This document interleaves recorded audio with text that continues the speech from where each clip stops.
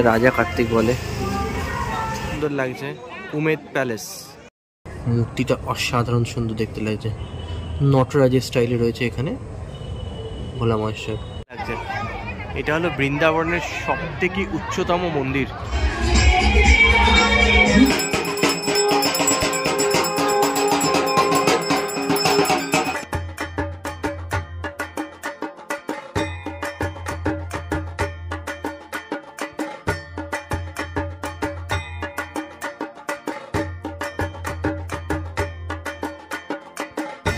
রাজা কার্তিক বলে। মুখ দেখো, কার্তিকের ময়ূরটা দেখো।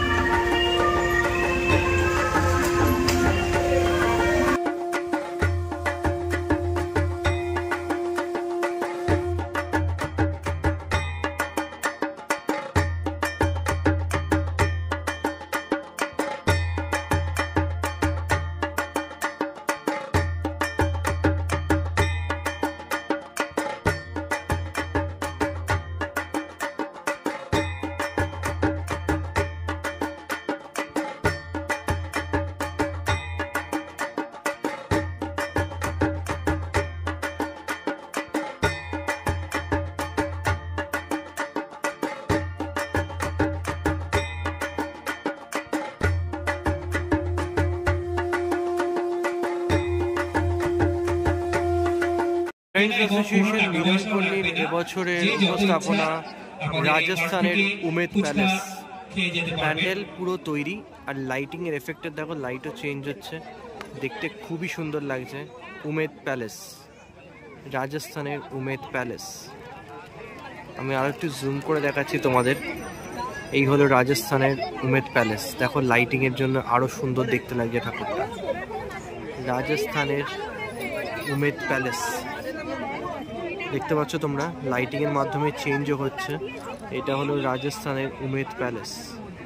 আমি যদি একটু জুম করে দেখাই, এটা হলো প্যালেসের ওপরের পোর্শন, এইটা হলো নিচের পোর্শনটা। এই সাইডে প্যালেসের যে জায়গাটা সেটাও কিন্তু, আর লাইটিং এর মাধ্যমে উমেদ প্যালেসটা সত্যি সুন্দর দেখতে লাগে। প্যান্ডেলের ওপেনিং এখনো হয়নি, তো আজকে প্যান্ডেলের ওপেনিং হয়ে যাবে। তোমরা যারা প্যান্ডেল দেখতে চাও তারা চলে আসতে পারো। রাজস্থানের উমেদ প্যালেস ওপেন হয়ে গেছে সবার জন্য। রাজস্থানের যে উমেদ প্যালেস আছে সেটা কিন্তু ওপেন হয়ে গেছে সবার জন্য।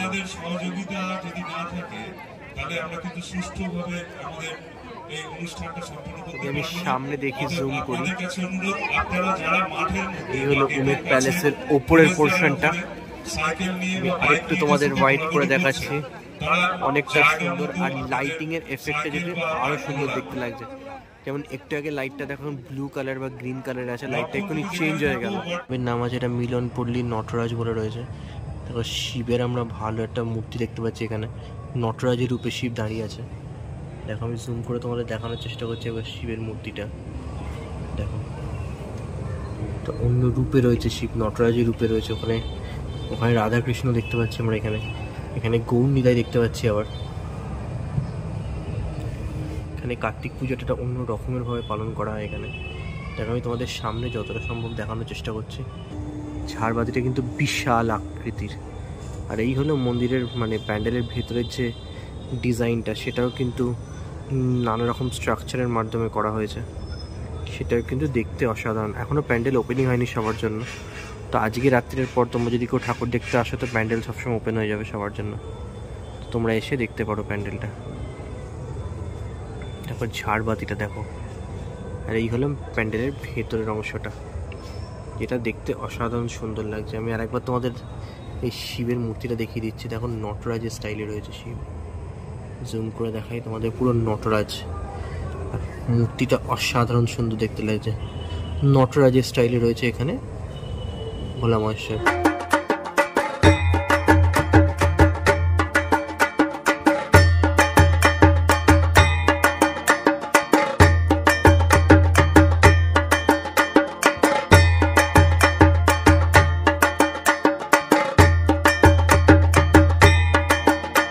বাঁশবেড়িয়ার কার্তিক পুজো দেখাচ্ছে তোমাদের।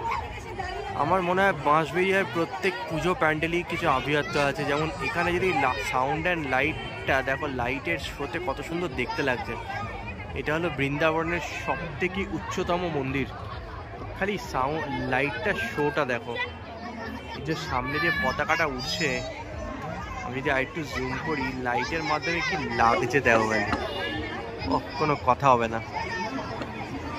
এটা হলো সব থেকে বৃহত্তম মন্দির, একটা মন্দির আদলে করা হয়েছে পুরো পুজোটা।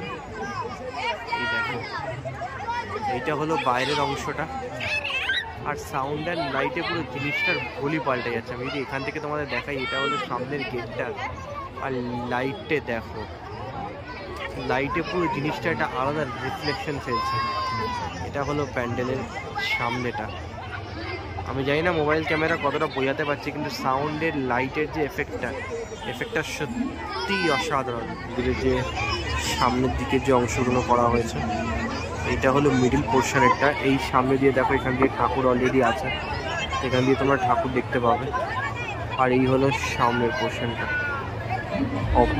অপূর্ব এক কথায় অপূর্ব বলতে চাই। আর লাইটের জন্য কি সুন্দর লাগছে এফেক্টটা দেখো। আমি যে এখান থেকে তোমাদের দেখাই এফেক্টের, দেখো অসাধারণ একটা দৃশ্য ফেলছে এফেক্টের। দেখো আমি আর একবার দেখাচ্ছি তোমাদের প্যান্ডেলের বাইরের এন্ট্রেন্সটা। দেখো লাইটের এফেক্টে আরও সুন্দর দেখতে লাগছে পুরো। এটা পুরো বাইরের এন্ট্রেন্সটা কেমন দেখতে লাগছে আমি জুম করে দেখাচ্ছি তোমাদের।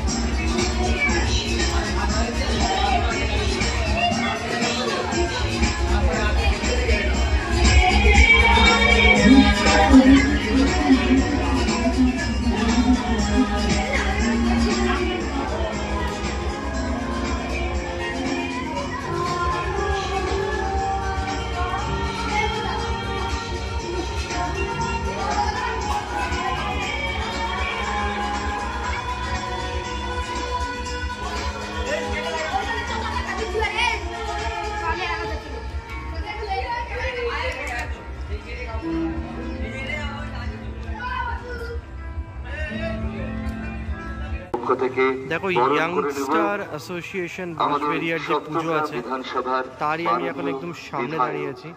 এটা ওদের এবছরের লাইটিং। সামনে হাতি, এই দেখো হাতি। আর এই হলো একবারে বাইরের অংশটা ইয়ুথস্টার অ্যাসোসিয়েশনে। দেখো সামনে এখানে ফোয়ারা জ্বলছে, আর লাইটের এফেক্টটা দেখো। এটা হলো ইয়ুথস্টার অ্যাসোসিয়েশনের বাইরের অংশ। তো একবারে প্যান্ডেলের বাইরের এন্ট্রেন্স গেটের সামনে দেখো মাকে দেখা যাচ্ছে। এই হলো এন্ট্রেন্স গেট, এই হলো এন্ট্রেন্সের সামনে থেকে নিয়ে তোমাদের ভিতরে দেখাচ্ছে।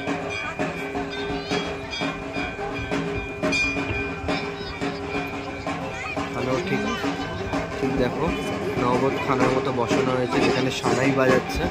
আর এই হলো প্যালেসের বাইরের অংশ।